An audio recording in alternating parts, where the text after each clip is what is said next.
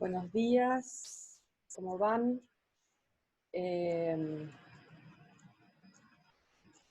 Si vamos escuchando los enganchados de las clases, lo último que hicimos fue hablar de los aspectos políticos en la Constitución del 53. Y acuérdense que habíamos dicho que había una fórmula, que había una fórmula política que había enunciado Alberdi en la... Esperen, porque no me da para las dos cosas a la vez. Tengo que poner el cronómetro.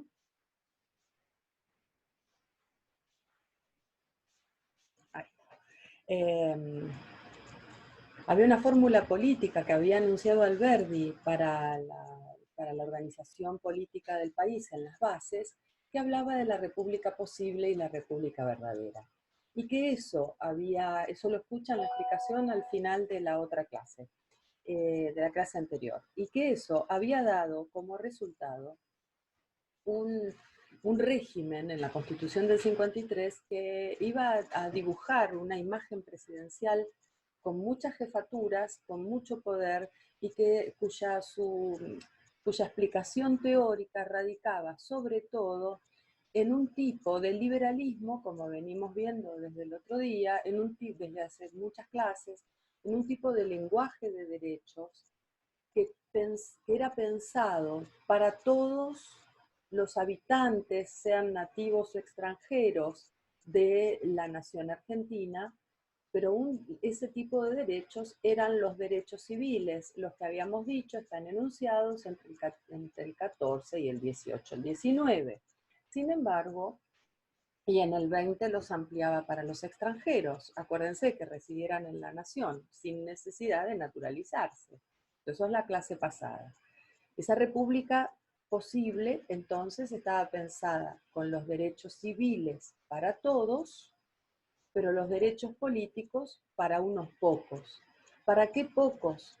Para los que estuvieran en capacidad de darse a sí mismos esa capacidad de ser tutores políticos de un pueblo y de una masa todavía no educada y por tanto no lista para ejercer sus derechos políticos.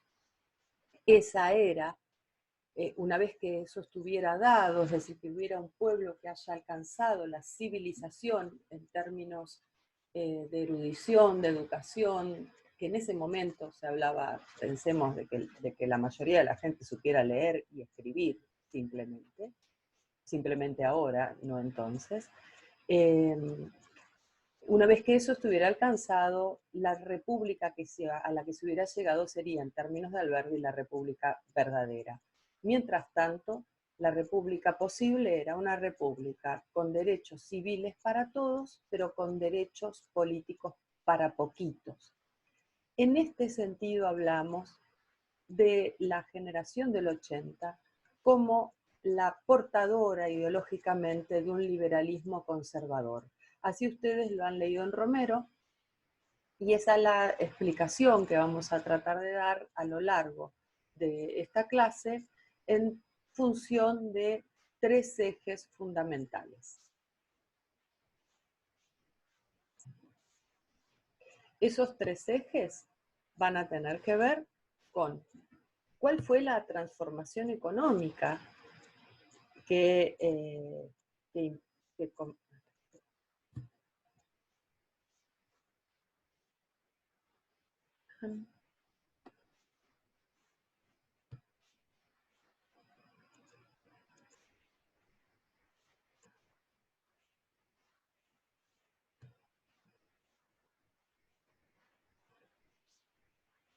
bueno, esos tres ejes tienen que ver con la transformación económica que Alberdi había dicho y la generación del 37, que era la condición sin la cual el país no alcanzaría la civilización. El segundo, y en este sentido, y ustedes también lo ven con toda claridad en el capítulo 6 de Romero,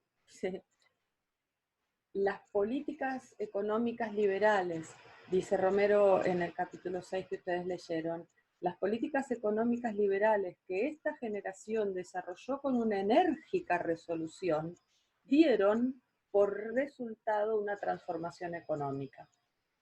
Y eso tiene que ver, ahora lo vamos a ver, pero en términos de población, en términos de producción, en términos de una primera industria asociada, por supuesto, a la cuestión primaria. Ese es el primer eje.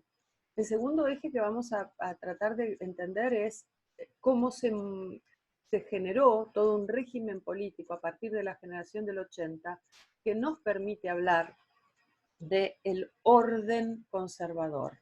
Orden conservador porque justamente podemos hablar de la instauración de un orden, de un régimen completo, cuando están todos los aspectos de programación del Estado cubiertos.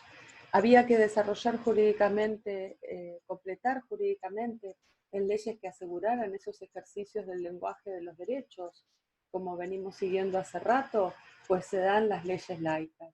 Había que organizar las instituciones, terminar de dar forma a las instituciones de la nación, pues se dibujan más ministerios y más secretarías y más instituciones del Estado. Y había que para todo eso tener un desarrollo económico y recibir capitales extranjeros, pues eso es lo que sucedió. Todo esto con una fuertísima, que no nos vamos a poder dedicar, porque hay cosas muy bonitas para analizar desde lo ideológico, muy ricas para analizar desde lo ideológico en la generación del 80 y aún en la generación del centenario. Cuando nosotros analizamos el orden conservador, estamos yendo del 80 al 14, al 12. Al 12 decimos por lo menos porque es cuando se llega a la transformación de la reforma electoral y entonces ahí ya todo un lenguaje disruptivo que había venido aún desde dentro de los propios miembros de la generación del 80 en función de la apertura política, por supuesto con una presión muy fuerte de nuevos partidos políticos, que ya veremos la próxima clase.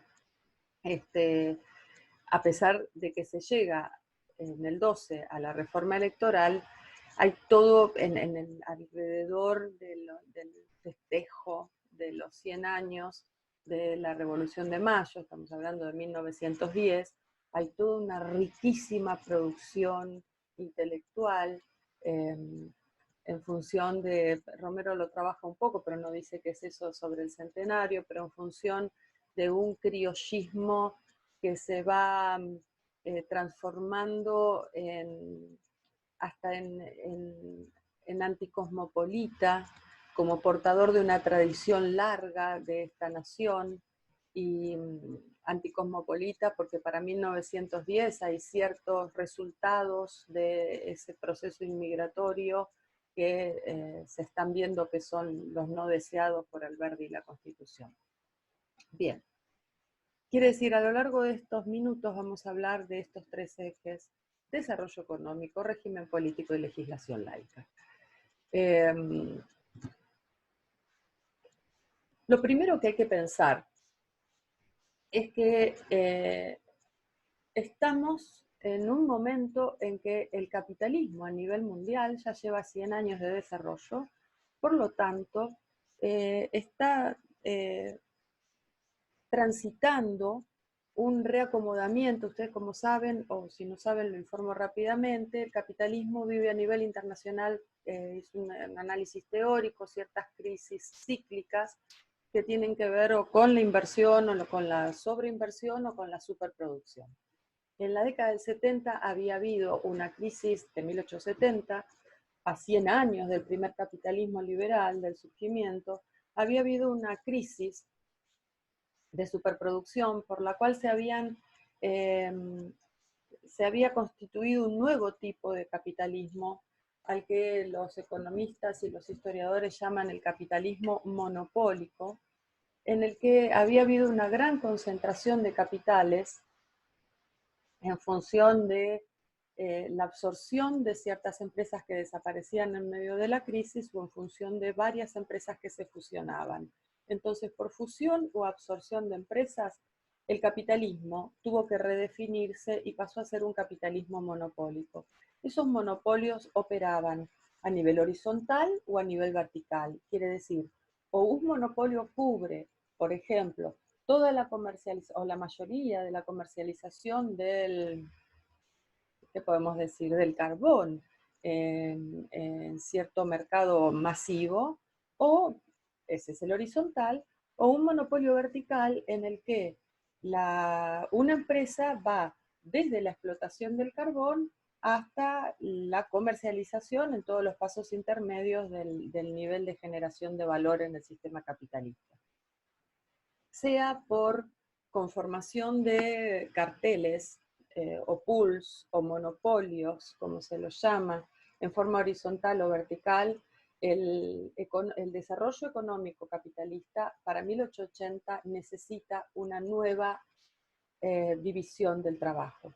Esa mundial del trabajo, ya esto lo hemos visto. Cuando hablamos de los ingleses que nos compraban a nosotros el tasajo, acuérdense, porque vendían esclavos y vendían además lo que necesitaban comer los esclavos en las economías de plantación. Ese era el capitalismo de 1810.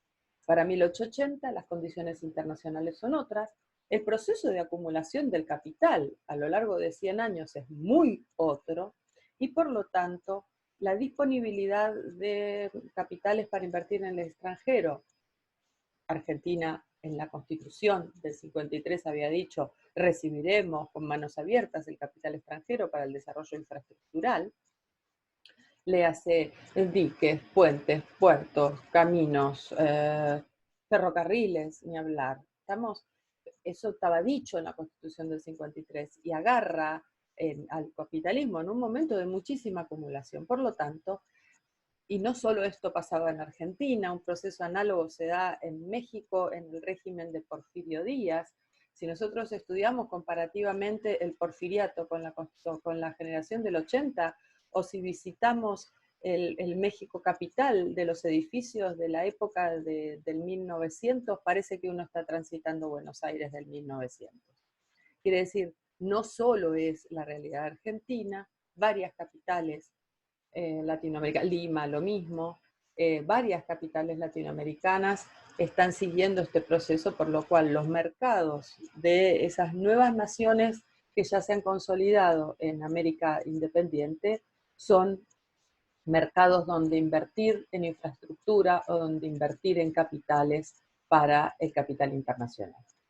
En este sentido, se da una nueva división internacional del trabajo en el que no solo va a haber movimiento de bienes y servicios, sino que también se van a destinar capitales que recibirán las naciones hispanoamericanas, entre ellas nosotros, Argentina, que estaba presta, de acuerdo a la Constitución, a recibir esos capitales. Pero a la par de eso, había una creencia en que la transformación social, acuérdense, lo habíamos dicho con la generación del 37 de Alberdi la semana pasada, es que la transformación social iba a venir como espontáneamente después del progreso material. Y entonces ese desarrollo económico deseado por la generación del 37 y que ha habido a parar como una prescripción, como una receta a la Constitución del 53, y que había sido, ustedes lo deben haber visto en la clase con el profesor Muñoz la semana pasada, y que había sido una realidad en el desarrollo de los gobiernos de Mitre, Sarmiento y de Avellaneda, primeras colonias agrícolas, primeras plantaciones agrícolas importantes de latifundios, modificaciones en la ganadería desde el punto de vista genético, implantación de mercados, primer frigorífico en la época de Avellaneda, primera exportación de agrícola en la época de Avellaneda también. Todo eso que había sido una realidad entre el 62 y el 80, en el periodo de la llamada Organización Nacional, en el 80 ya está altamente consolidado.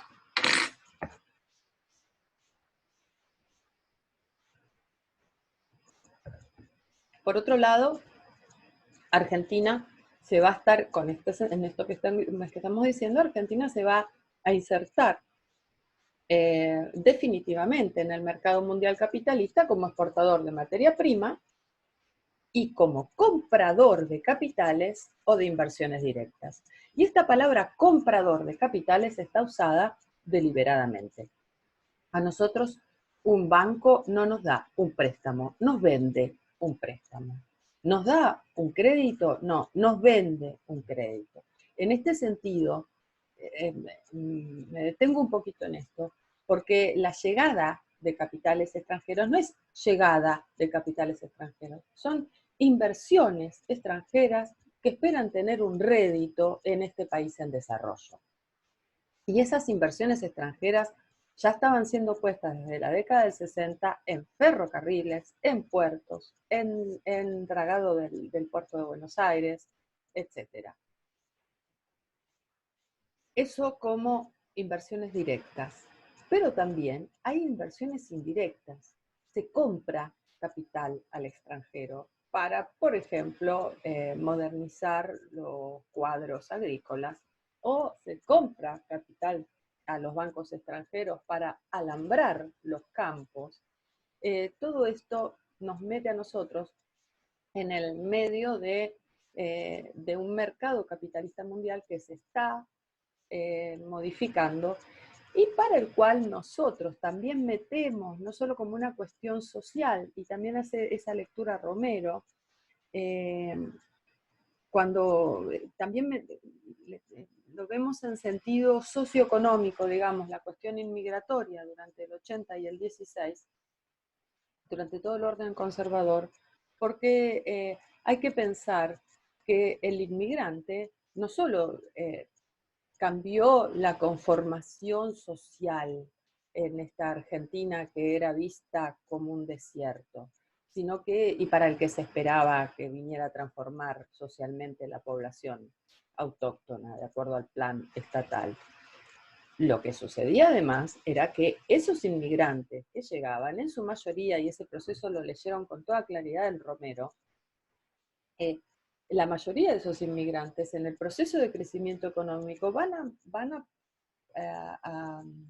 a pasar por un proceso de ascenso social y de prosperidad, en muchos casos no de enriquecimiento, pero sí de prosperidad para la generación probablemente no del que ha llegado, sino para la generación de sus hijos y sus nietos, que va a hacer que se genere toda esa cuestión que también leyeron en Romero, de del desprecio o de cierta visión de menosprecio, de hablar del inmigrante como el gringo, desde la élite criolla, o aún desde no la élite criolla, sino desde eh, cierta población más tradicional y no todavía no, no mezclada demasiado, digamos, con los inmigrantes.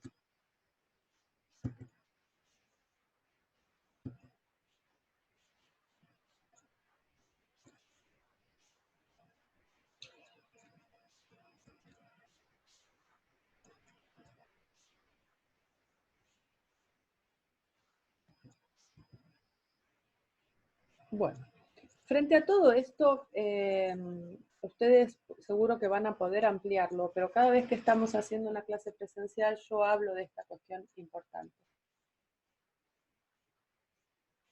La transformación económica, léase desarrollo ganadero, importación de los primeros toros, los de la etiqueta de whisky criadores, que probablemente la conozcan, son los primeros toros que se importaron para el mejoramiento de las razas y es de esta época. El desarrollo ganadero, el desarrollo agrícola necesitaba, y eso lo deben haber visto en la clase anterior con el profesor Muñoz, una ampliación de la frontera, entre las cuales entra la campaña del general Roca a estos territorios en función de sumar, ya de Rosas antes, después de Alsina, pero de Roca fue la final en 1879, en función de geopolíticamente sumar territorios que sirvieran a ese proyecto de nación. En este sentido, para 1883, ustedes están viendo que la frontera pampeana, o sea, que incorporaba territorios para la agricultura y la ganadería, ya había llegado incluso, como ya saben, todos los habitantes del Valle, ya había llegado hasta nuestros territorios. Pero ese corrimiento de la frontera venía, a ver si puedo, buenísimo, ya venía desde por lo menos 60 años antes.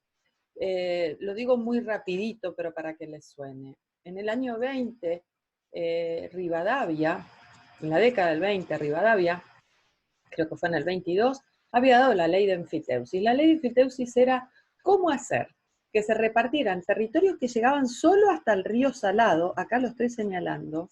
Todo eso era la provincia de Buenos Aires hasta ese momento. Del río Salado al sur era todo, como se le decía en ese momento, territorio de indios. O sea que cuando se hablaba en 1820 de la provincia de Buenos Aires, se hablaba hasta el río Salado como mucho. Del 20 en adelante se empezaron a hacer líneas de fortines, que son toda esta línea, Fortín Independencia en Tandil, Fortaleza Protectora Argentina en Bahía Blanca, 1828. Fíjense, recién en 1882 íbamos a tener el Fuerte General Roca. Pero mientras tanto, todo esto, hasta el 28, era línea de indios y era línea que se iba conquistando por la fuerza de las armas y en pocos casos por la fuerza de la negociación con los pueblos originarios. Toda esa frontera había crecido en la década del 60 en esta línea verde que estamos viendo, y en la década del 80 iba a ser esta línea con la campaña de Roca, que le ganó ganar la presidencia en 1880. El avance de la frontera, entonces, de la frontera sur pampeana, tiene que ver con la incorporación de nuevos territorios al proyecto geopolítico, por un lado, de conformación de nación, pero ese proyecto de conformación de nación necesitaba territorios para esa transformación económica de la que veníamos hablando. En ese sentido, con este desarrollo de mapa y con esta conquista, entre comillas, de territorio, empezamos a ver que la red ferroviaria, las exportaciones agrícolas, las exportaciones ganaderas, la industria incipiente, y esto es muy importante porque empieza a generarse todo un comienzo de organización de una clase obrera que es muy incipiente, y por eso pongo incipiente industria, que está relacionada con, por ejemplo, la producción de carnes frías o de carnes congeladas para la exportación en los frigoríficos, molinos, que en vez de exportarse el grano a granel, se exportará el grano molido, entonces se exportarán las harinas, cierta industria alimenticia de aceites, y ocupaba en muchas oportunidades a esos recién llegados del proceso inmigratorio. Esa industria, más el desarrollo de la red ferroviaria en función de inversiones, sobre todo inglesas, de capitales privados ingleses, todo eso había dado como desarrollo ese progreso, como resultado, ese progreso material esperado por la generación del 80 y ya por el proyecto constitucional. Lo que sigue son varios cuadros sobre cómo crecieron las exportaciones agrícolas. No nos vamos a dedicar porque no nos alcanza el tiempo.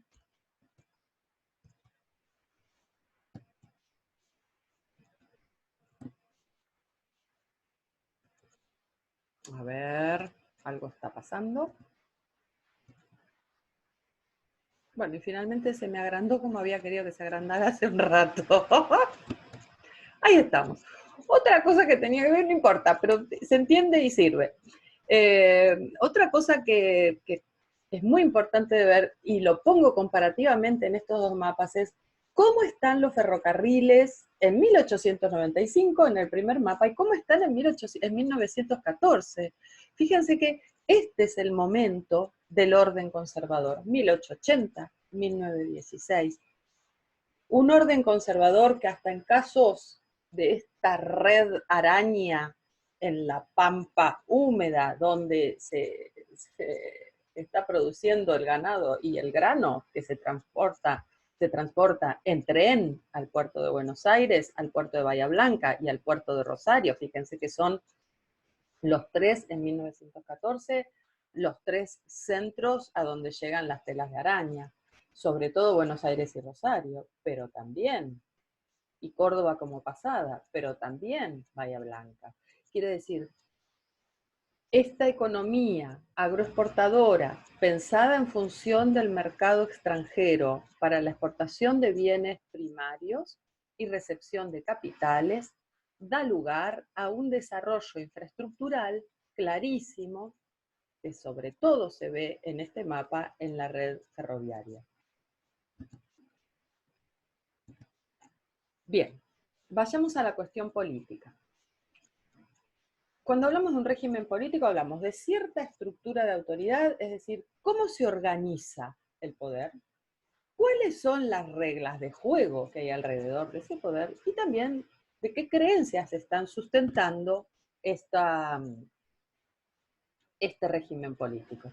Ya habíamos hablado la clase pasada y al principio de esta, porque es algo que me interesa que quede muy claro, de la fórmula de Alberdi de la república verdadera y la república posible. En términos de Terán, que ustedes no lo leen, pero Oscar Terán es un historiador de historia intelectual, ya fallecido hace poquito, pero muy interesante.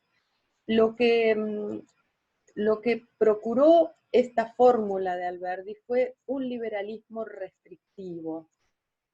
Dice, también lo había dicho Botana en la década del 80 en el libro Orden Conservador, que ustedes tienen para leer el capítulo 3, La oligarquía política. ¿Por qué un liberalismo restrictivo? Si supuestamente el liberalismo en el lenguaje de los derechos son universales, son por nacimiento, entonces, ¿cómo pensar en algo que restrinja? O en lo que Botana llamaría la república restrictiva del 80, hermosamente. ¿Cómo pensarlo? Por esto que habíamos dicho hace un ratito. Hay derechos civiles que son pensados para todos, incluso para los extranjeros, garantizados en la Constitución en el 20, el artículo 20, pero derechos políticos que son para unos poquitos. En este sentido, Terán dice, son una generación progresista, pero de un progresismo autoritario, porque lo que generan es solamente un progreso asegurado desde arriba para unos pocos y los otros obedecen en este régimen. Y es, por supuesto, progresista en lo económico y en cierto sentido en lo social, porque va a haber toda una recién les decía, toda una corriente dentro de la generación del 80 que va a ser, y en el 900 sobre todo, 90, 900, que va a ser marcadamente anticosmopolita. Van a escribir con toda claridad, ¿qué hacen estos que han crecido económicamente y que se mandan a hacer los trajes con nuestros sastres? ¿Qué hacen metidos en nuestros bailes y pensando, los inmigrantes que han crecido económicamente? Y pensando en que pueden conquistar a nuestras damas, ¿no? Entonces hay aunque hay una creencia en un progresismo que va a traer esta imagen del inmigrante civilizado, rápidamente empieza a haber toda una corriente anticosmopolita. Sin embargo, se cree en que son herramienta, una imagen bien utilitaria de la inmigración, son herramienta para el desarrollo económico. Ni hablar de las conexiones con la actualidad en el mundo, con los fenómenos migratorios. Por otro lado, que podríamos hacer comentarios si estuviéramos juntos, pero bueno, no hay rato. Y por otro lado, son conservadores en lo político, justamente por esto, porque los derechos civiles son para todos, los derechos políticos son para estos poquitos. Entonces, por supuesto que ese liberalismo que podía ser en sus comienzos relacionados con una democracia, no se piensa en tales términos ni por asomo. Por otro lado, les decía, empiezan a alarmarse con esa presencia descontrolada de estos que empiezan a entrar en la escena política. En el 90, lo vamos a ver la próxima, pues ya no tenemos tiempo hoy, pero en el 90 la Unión Cívica surge como quienes van a decir, loco, estamos en situación de exigir una apertura política porque somos nosotros, los hijos de esos primeros que llegaron, segunda generación de migrantes, somos nosotros, los hijos de aquellos que llegaron, los que estamos enriqueciendo el país. Queremos la participación política y somos argentinos. Lo dejamos para la próxima. Entonces, la cuestión democrática, digamos, y el pensamiento democrático no iba a estar dentro de los fundamentos ideológicos de esta generación ni cerca. ¿Por qué? Porque además estaba, lo que está a la derecha en la diapositiva, todo este pensamiento está profundamente arraigado en la idea de un evolucionismo social. ¿En qué sentido? Somos pocos los que estamos en capacidad de adaptarnos, estoy tomando los términos a propósito de Darwin, somos pocos los capacitados para adaptarnos a estas nuevas reglas de juego en el orden mundial y en el orden político. Por lo tanto, esos pocos adaptados seremos los que sobreviviremos o seremos los que dirigiremos este nuevo proceso. En ese sentido, vengo hablando ya hace 2 o 3 clases de la posición tutelar que esta élite adopta sobre el resto de la sociedad. Esa posición tutelar no está apoyada en otra cosa que en la creencia positivista del darwinismo social. Bueno, justamente, esa creencia positivista en la que vamos a tener a muchos, bueno, a ustedes, Romero les cita por ahí, me parece, a Agustín Álvarez, sí, creo que sí, que cuando dice, bueno, no me acuerdo, pero Agustín Álvarez se los está citando Romero en un momento que dice, una democracia ampliada sería casi una locura, porque no hay espacio para pensar que los que no están listos para el ejercicio político lo hagan. Eso por un lado. Por otro lado, José Ingenieros, que les sonará el nombre, o Ramos Mejía, que también les sonará el nombre, son quienes van a ser, desde el punto de vista médico, desde el punto de vista sociológico o desde el punto de vista de lectura de la realidad, simplemente, van a generar toda esta idea de la matriz de pensar en que hay leyes que tienen que leerse en lo social en función de cómo desarrollar la sociedad, de que hay que poder explicar y cómo se está transformando la sociedad y pensar en que esta inmigración masiva puede ser un efecto, puede traer efectos indeseados en la sociedad argentina. Y por otro lado, les digo, son todas categorías que empiezan a, Ramos Mejía es médico, José Ingenieros también es profesional, Agustín Álvarez también, son todos intelectuales que empiezan a hablar desde un lugar de la superioridad intelectual, desde el lugar de quien desde la ciencia lee qué cosa está sucediendo. Bien, y en ese sentido, les decía recién, hay ciertos pocos que son naturalmente seleccionados para conducir, iluminar, dirigir, y esos miembros son los miembros de la élite. Los que son poseedores de una tradición nacional es a lo que Romero está llamando la élite criolla, la élite, es ese criollismo que ve que empieza a ver en los hábitos camperos y en la concepción rural cierta elegancia, y no ya la cuestión del gaucho matrero o del gaucho Pulguiento y Aragán, mostrado en el Martín Fierro, ¿sí? Sino una especie de élite criolla que ve a estos inmigrantes claramente como un aluvión, como un alud, como lo que nos arrasa en ese sentido, como un aluvión inmigratorio. Entonces, estos pocos criollos serán los que deben conducir, iluminar, dirigir. Bueno, en este sentido hablábamos de cierto movimiento anticosmopolita dentro de la propia generación,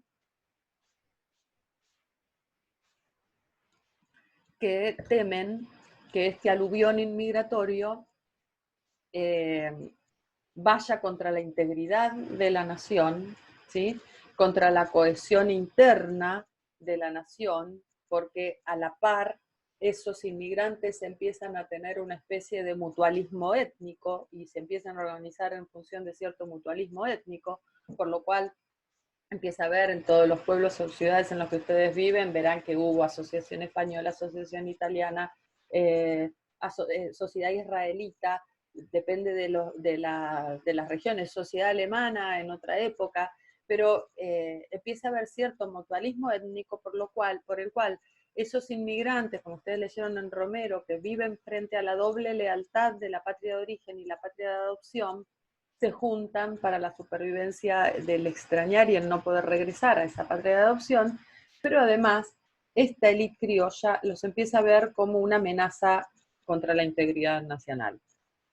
Y por supuesto, claramente, lo mismo que también supone cierta visión depreciatoria de los progresos migratorios en la actualidad, por supuesto, el ascenso social de algunos inmigrantes en función del enriquecimiento político, en función de ese móvil que analizaba Romero en el capítulo que ustedes leyeron, que es la riqueza y la vida próspera, lo que un migrante espera en la patria de adopción.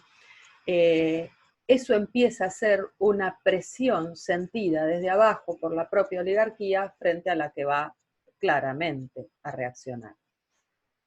Bien, y entonces, en ese sentido, es que ese anticosmopolitismo empieza a darle más fuerza a un mito civilizador en el que hay que unificar los lenguajes de todos estos que están llegando, pero a su vez transformarlos en lo que la élite criolla pretende que sea cierta argentinidad. Y por eso bueno, es ese autor devoto que les estoy citando ahí en la diapositiva, aunque algunos hablaron del nacionalismo en los años 30, algunos dicen que la historia de Belgrano y la historia de San Martín que escribe Bartolomé Mitre en esta época son el origen de cierto nacionalismo, porque entre otras cosas lo que se está pretendiendo es que estos héroes nacionales que se dibujan, San Martín y Belgrano, en las historias de Mitre, sean los nuevos portadores de esa nacionalidad que se está forjando. Bien, vamos un poco a las prácticas políticas. La generación del 80 puso en funcionamiento claramente, en función de eso de que la república posible le iba a dar derechos políticos a pocos, una fórmula operativa. Alberdi le dio la receta. Te prescribo tal cosa, pero la generación del 80, dice Natalia Botana, le dio operatividad a la fórmula de la república posible. ¿Cómo? Con el régimen del unicato. Eso lo leen en Romero, así que lo vamos a ver rápidamente. Esto era el presidente del partido gobernante, que es el Partido Autonomista Nacional, va a ser el presidente de la nación. Pero a la vez va a haber ese mismo presidente de la nación, que es el presidente y esto sucedió con Roca la primera, Juárez Selman, Roca la segunda, Pellegrini, Roca la segunda, en varias, por lo menos hasta que los partidos políticos, léase la Unión Cívica Radical o el Partido Socialista, no empezaron a hacer revolución, disrupción, esto fue muy clarito, por lo menos hasta 1908, 1910. ¿Qué es esto? El control de sucesión es que el propio presidente de la nación designa quién va a ser el futuro candidato a presidente. Y en este sentido, se está desvirtuando la idea de la república representativa, porque no es elector el pueblo soberano. Quien es elector es el gobierno, ¿sí? El pueblo no designa el control del gobierno. ¿Quién va a tener el control del gobierno? Quien designa eso es el propio gobierno con el control de sucesión. Lo mismo sucede en las listas a diputados, en la designación de los senadores que hacían las legislaturas provinciales. A partir de todo esto, y este fue el gran invento de Roca en la primera presidencia, y lo otro, ¿cómo hace para llegar al poder un partido que ha designado su sucesor, que se asegura por todos los medios de tener mayoría de diputados? Elabora toda una hegemonía de parte del gobierno que tiene que ver con el partido gobernante. Pero por otro lado, concretamente, llega al poder con la práctica del fraude. Fraude electoral. Quiere decir, si Roca dice, Juárez Celman, mi concuñado, me parece, Juárez Celman, mi concuñado, va a ser el próximo candidato a presidente, hay que dibujar las elecciones. Entonces, Natalia Botana en el orden conservador hizo un hermoso análisis de todos los modos en que se podían hacer, en que iban funcionando cada vez más aceitadamente el fraude como mecanismo de legitimación. Se manipulaban los padrones, se manipulaba el recuento de votos, se daban vueltas las urnas, se desaparecían las urnas, se hacía votar a personas más de una vez, porque claramente para el 80 todavía no tenemos una ley de empadronamiento. La ley de empadronamiento viene solo como un empadronamiento voluntario. Recién en el 82 va a haber servicio militar obligatorio, y después de eso quienes han hecho el servicio militar obligatorio van a ser parte del padrón electoral. Bien. Lo otro que aseguraba que se tuviera la mayoría en diputados era que la elección era por lista completa. Quiere decir, se elaboraba una lista de candidatos y el partido que ganaba llevaba todos sus candidatos a la Cámara de Diputados. Bien. Si hay algo por lo que esta generación completa la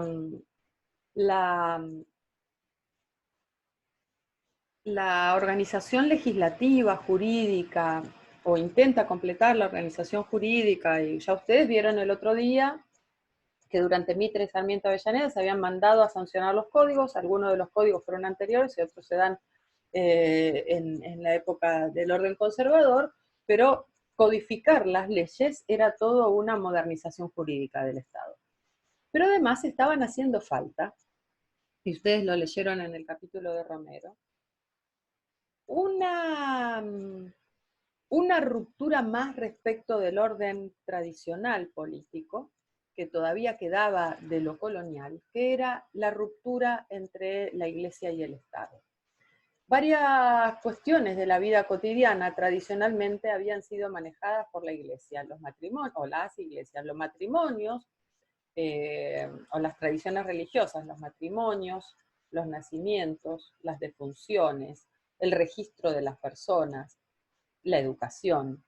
En este sentido, la generación del 80 va a dar un conjunto de leyes laicas para modernizar el aparato jurídico. Y también en esto hay que pensar que esto no es solo Argentina, esto está sucediendo en Chile, está sucediendo en México, está sucediendo en Perú, está sucediendo en Colombia, está sucediendo en varias de los estados latinoamericanos que empiezan a vivir este proceso modernizador, que separa en los papeles tradicionales, sobre todo de la Iglesia Católica, y que en algunos casos va a estar teñido de un fuerte anticlericalismo. En algunos casos solo es por laicismo, por separar funciones del Estado y de la Iglesia, y por otro lado, por un anticlericalismo claro.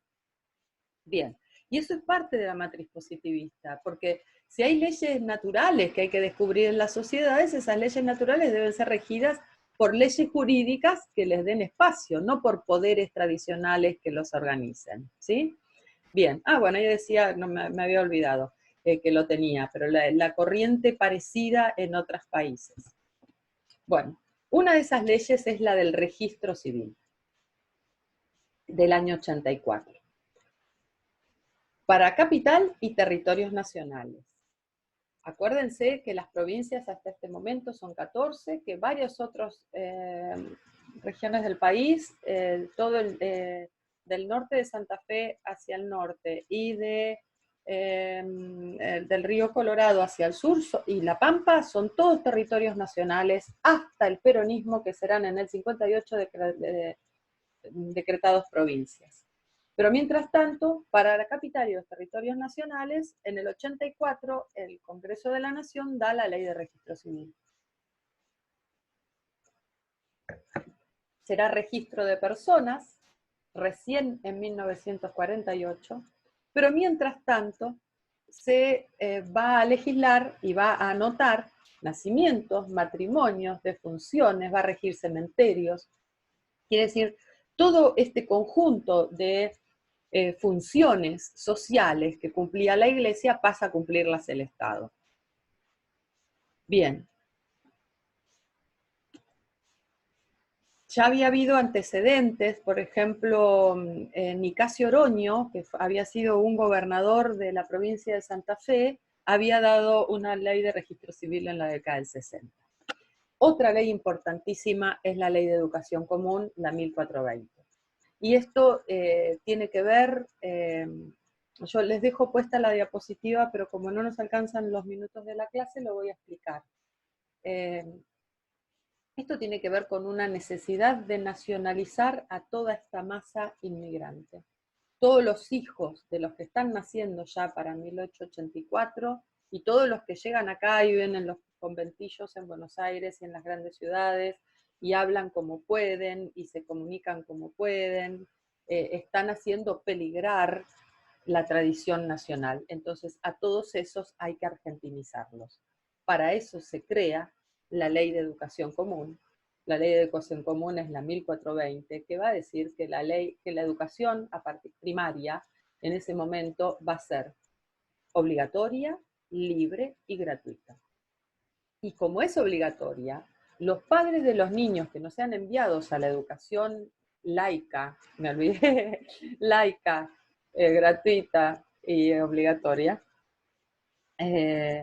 todos los padres que no manden a sus hijos a las escuelas primarias serán pasibles de una punición penal porque es obligatorio. Bien, para todo esto hubo grandes desarrollos muy interesantes en el Congreso. Se convocó un Congreso Pedagógico Nacional que en un momento lo presidió Sarmiento honorariamente, pero que nunca fue porque no estaba de acuerdo con otros que estaban ahí en el momento. Pero la idea en ese Congreso Nacional, la idea era, no estaba bajo discusión que la educación en esa ley fuera gratuita y obligatoria, sino que fuera laica o religiosa. Entonces ahí hubo grandes agarradas entre católicos y liberales que pertenecían todos a esa generación de la élite tradicional, pero que tenían divergencias internas. Bien. Claramente, lo que les decía recién, tiene que haber una elaboración desde la instrucción pública de una galería de próceres que hagan pensar en que hubo un pasado común y eso nos transforme en nación, ¿sí? En consagrar personalidades que sean míticas de ese pasado común y además de generar desde la escuela toda una simbología y ¡ay, esto es precioso! Toda una simbología y un sentido de pertenencia a la cosa común nacional que lo da la escuela. Y todo eso porque en el Congreso Pedagógico que elaboró lo más grueso de la Ley de Educación Común, estaba siempre el peligro inmigratorio, ¿sí? Que el peligro de que los hijos, los italianos pretenden que sus hijos sigan siendo italianos y lo que tiene que hacer la ley argentina es transformarlos en argentinos. Bueno, en las discusiones no vamos a verlas. La otra ley importantísima es la Ley de Matrimonio Civil. Ya no casa más la Iglesia, ya no casan más los credos, ahora empieza a casar el Estado. Y en este sentido, también había habido un antecedente importantísimo en la década del 60 en la provincia de Santa Fe, y el Código Civil lo había dicho con toda claridad, la del matrimonio civil es del año 88, el Código Civil lo había dicho con toda claridad, hay disposiciones anticuadas respecto de esto. El matrimonio debe dejar de ser un sacramento para ser una fundación de un contrato civil. Y en ese sentido, la ley de matrimonio civil transforma al matrimonio en un contrato frente al Estado. Bien. ¿Cómo dejaba de compartir pantalla? Aguanten. ¿Me está compartiendo pantalla?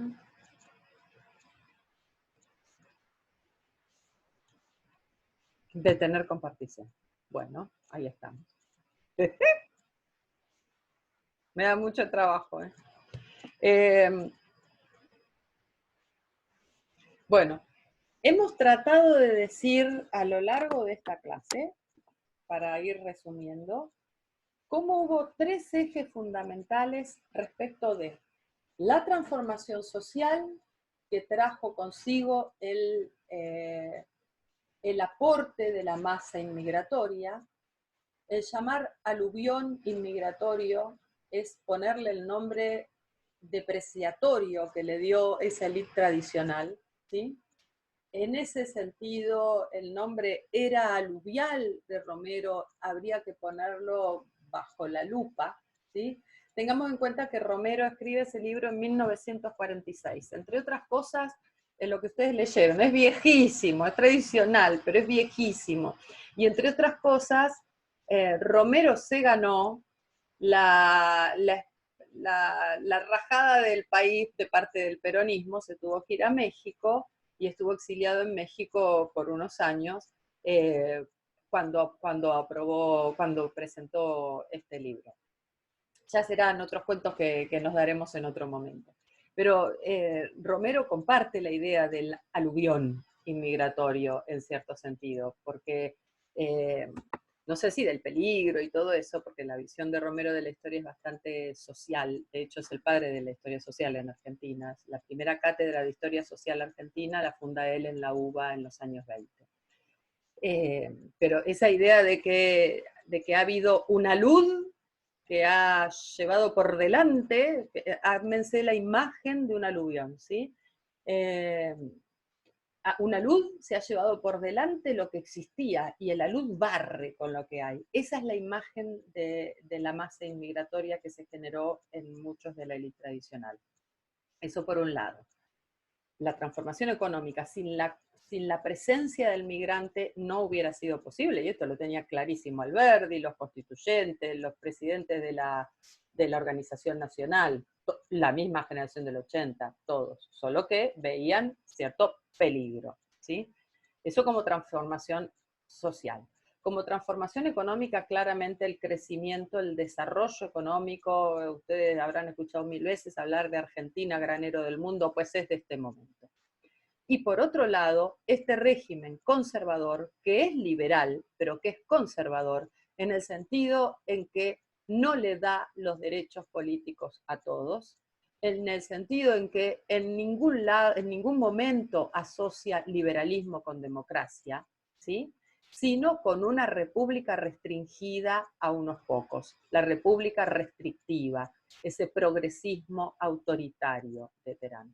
Y por otro lado, el completamiento, no sé si estoy inventando una palabra, del aparato jurídico del Estado, de la modernización jurídica del Estado dada por el conjunto de las leyes laicas.